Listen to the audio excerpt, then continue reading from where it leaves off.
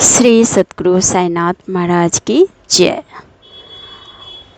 बहुत ही प्यारा सा बाबा का तो हर वचन बहुत ही ब्यूटीफुल, बहुत ही अनमोल होते हैं। बाबा जो भी बोलते हैं, जो भी अपने भक्तों को समझाते थे, हर एक एक वर्ड बाबा का तो ब्रह्मा वाक्य होता था।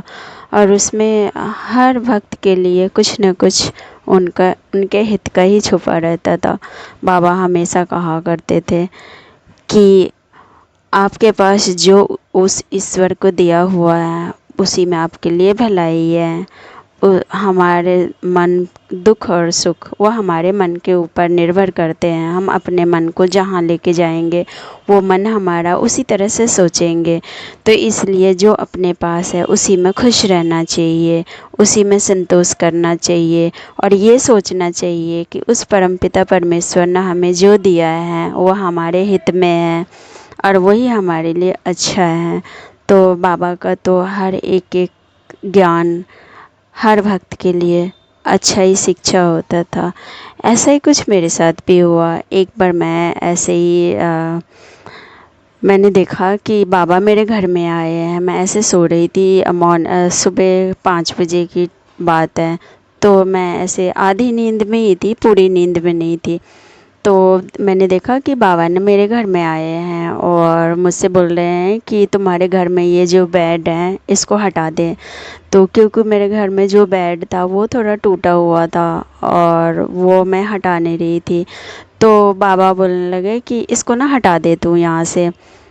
तो फिर मैंने बोला कि ठीक है, बस इतना कह के, और मेरी आंखें खुल गई, मैं उठ गई। तो फिर उसके बाद मैंने जब उठी तो मैंने देखा तो कहीं कुछ भी नहीं। फिर बाबा की तरफ देखने लगी तो फिर बाबा तो हंस रहे थे और बाबा कहते हैं कि मैं सपने में आता हूँ तो मैं साक्षात आता हूँ, क्योंकि वो सपना नहीं होता है। जब मुझे कुछ बताना होता है और अपने भक्त का कल्याण करना होता है तो मैं खुद प्रकट होता हूँ। तो ऐसे मेरे साथ भी हुआ था और फिर मुझे समझ में नहीं आया कि बाबा ने ऐसा बोल के गए। फिर मैं खुश हो गई कि चलो बाबा सपने में आए, बस इस बात से मैं बहुत ज़्यादा हैप्पी थी। फिर 1-2 दिन के बाद पता नहीं क्या हुआ, ऐसे मैं बैठी हुई थी तो मुझे एकदम से याद आया कि अरे बाबा ने तो बोल के गए थे कि ये बेड ना तो यहाँ से हटा दे, तो मैं बेड हटाऊँगी। तो फिर मैंने ऐसे बोला, मैंने बोला बाबा एक बात बताओ, आप तो बोल के तो चले गए कि ये बेड तू हटा दे यहाँ से, पैसे तो दो दूसरे बेड लाने के लिए, तभी तो मैं इस बेड को हटाऊँगी, फिर हम सोएंगे किस पे।